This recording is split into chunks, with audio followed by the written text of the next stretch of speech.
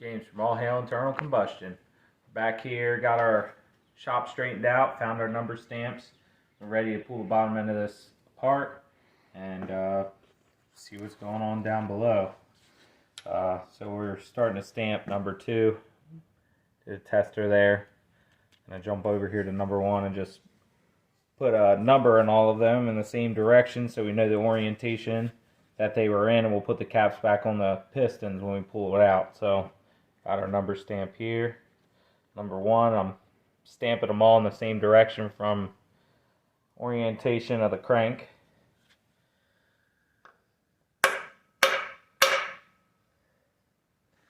There's a decent number 1. Gotta level out my chisel a little bit there. So yeah, I can tell that's the number 1. I guess I try to do a little better on the next one. So we're gonna go ahead and pull these off and see what's going on there with that. So 9/16. Let's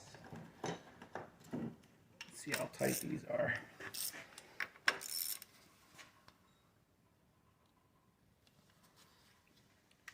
Looking kind of tight there, huh, buddy? Yeah, they're a little tight.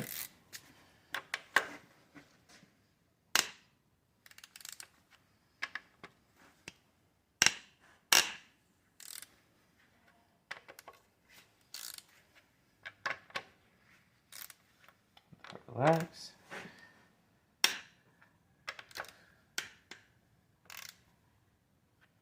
Uh-oh. That one felt a little stuck. No, the shaft is turning. Down at the I'll bottom. twist it back this way.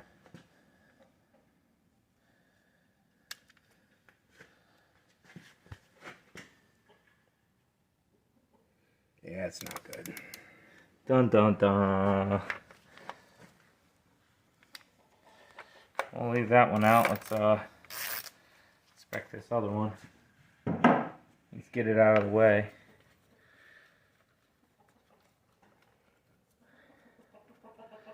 Our most loyal viewers. The chickens. Chickens. What are you chickens doing?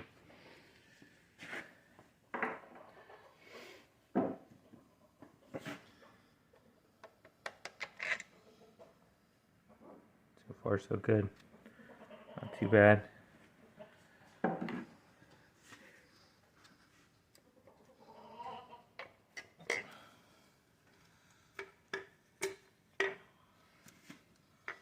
And when you're pulling your pistons out, just make sure you guide your studs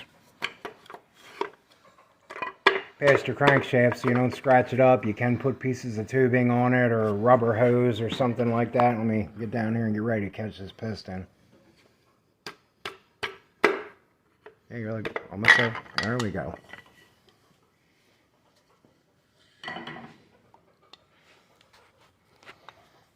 So the bearing doesn't look too bad in there. Clean it up. I love the smell of the inside of a motor. Oh.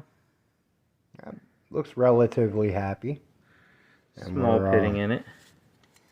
Check your skirts for wear, and you can see there is a little wear on it, but nothing horrendous. You can still see the casting lines in it, or the machining lines. Wrist pin appears to be good. Piston's floating nice and loose, and typical carbon for a 60-year-old car.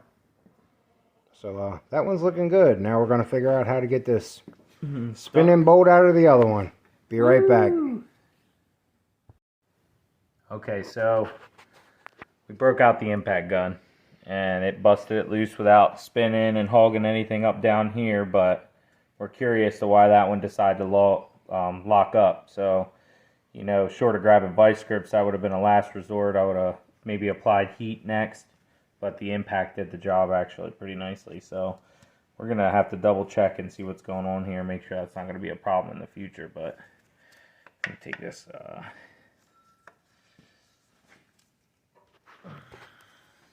cap off. That's right. It came off. There we go.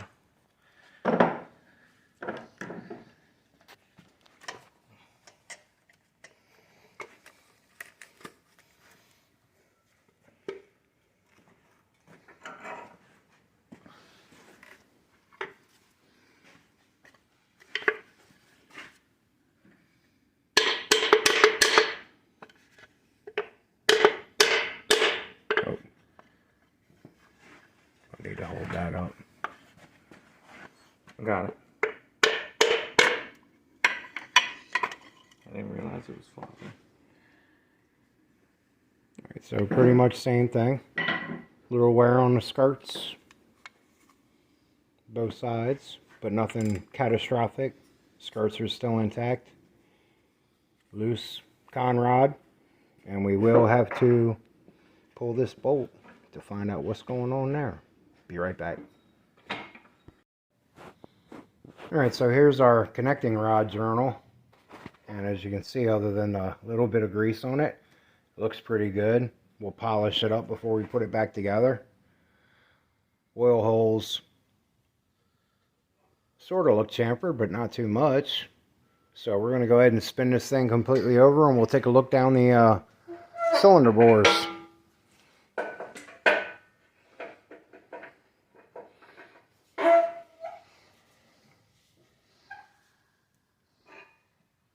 Alright, so we're going to take a look down number 2 here. And has a very, very slight ridge on the top. Some of that, of course, is carbon, but nothing too bad. And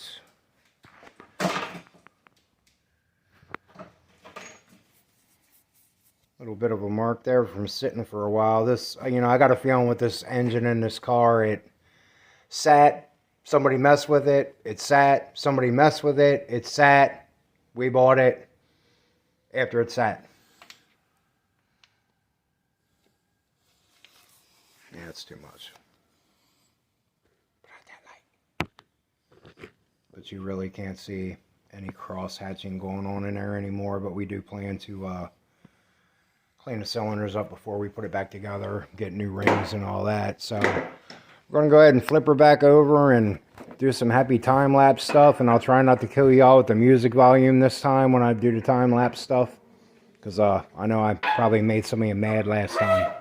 So we're going to stamp the bottom end, take all this apart. Be right back.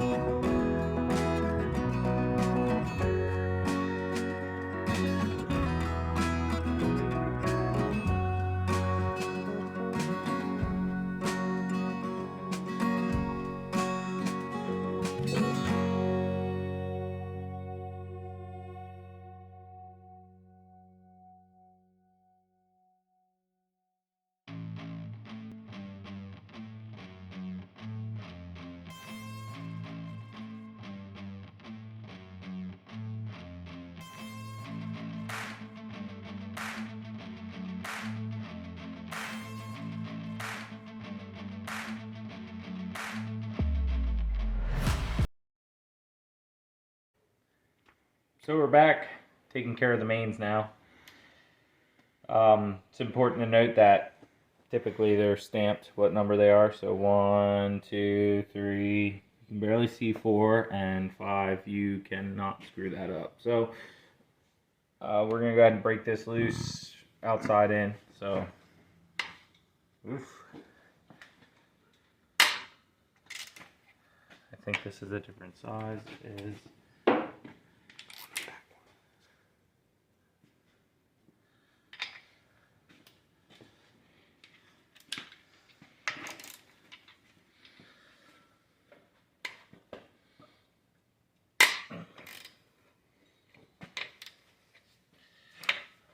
Yeah, break your caps loose and make sure that you take even pressure off of both of them, because you don't want it to be sitting there clamped together with stress just on one bolt.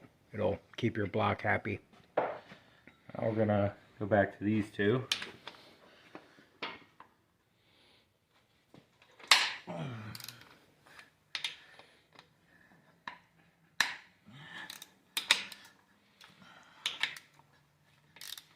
Okay, these are good. Put them back.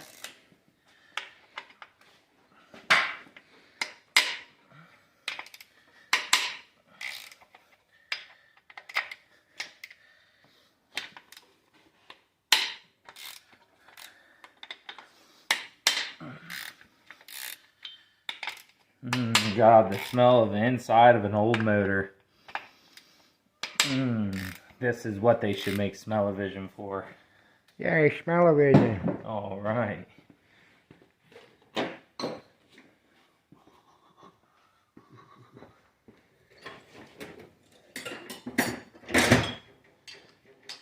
Speed ratchet.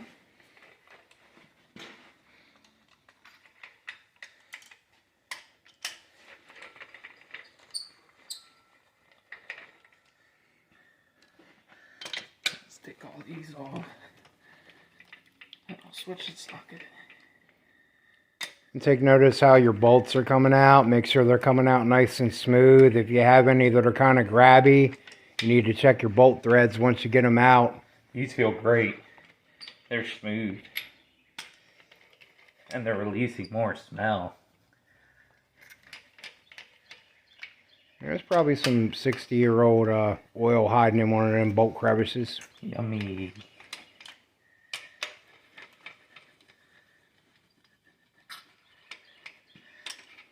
That was back when they made oil out of good things like live dinosaurs back in the day. You grow your own dinosaurs nowadays. The chickens. The chickens will power the vehicles. Okay. All our caps off. Make a little space.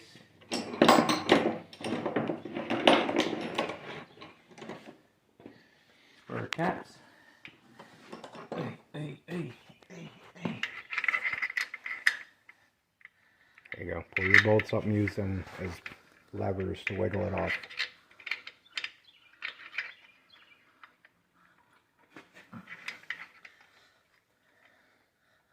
There we go. They look pretty clean. Other than the dirt, not too shabby. There's our #1 main journal. That looks pretty happy.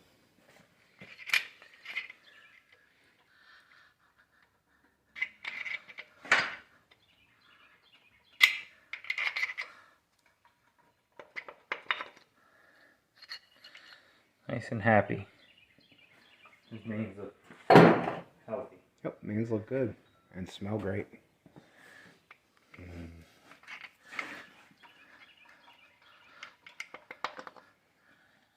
Smell like that makes you want to have a hamburger or something.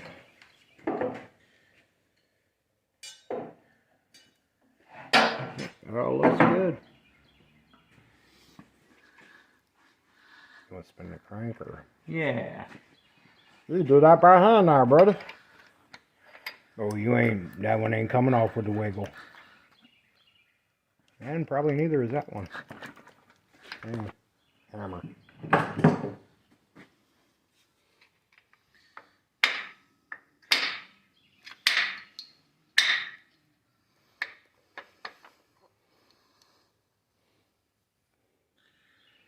It's got a gouge in it, a little bit. Yeah, it's got a little bit of a gouge. That's our thrust bearing, which keeps the crankshaft from going forwards and backwards.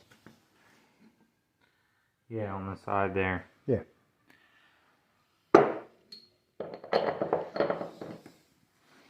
And we'll probably have to give this one a little... Oh, got it. Padow barrel.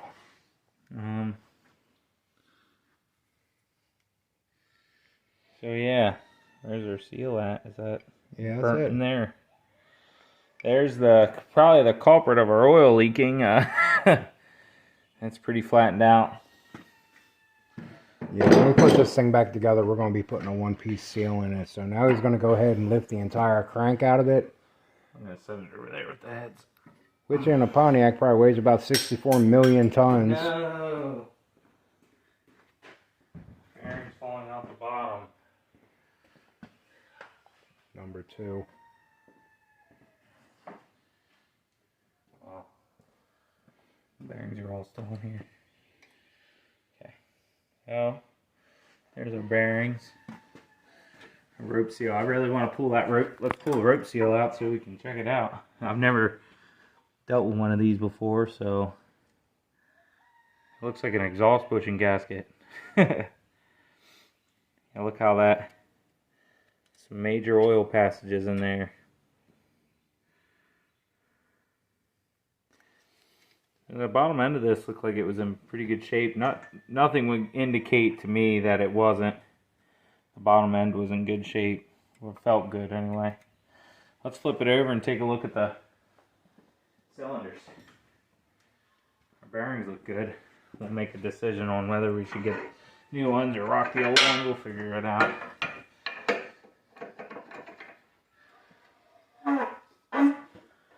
Okay. Now we're looking at a hollow block. Check out those cylinders and the lifter passages now that we got. You basically see we got no crosshatch left in the cylinders. So this thing was definitely doing. We've got all these little strange marks down in here from where the motor sat for a long amount of time, and then somebody came along and probably didn't dump oil into it and just went ahead and fired it up, which really doesn't make things overly happy in the world. But we know we're going to be taking a dingle brush to this, or a dingle ball hone, and she getting new rings.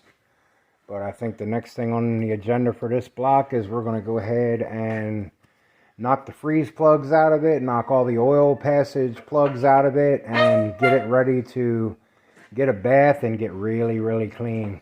So that'll be the next video. So, James from All Hail Internal Combustion. Make sure you like and subscribe. We'll see you next time.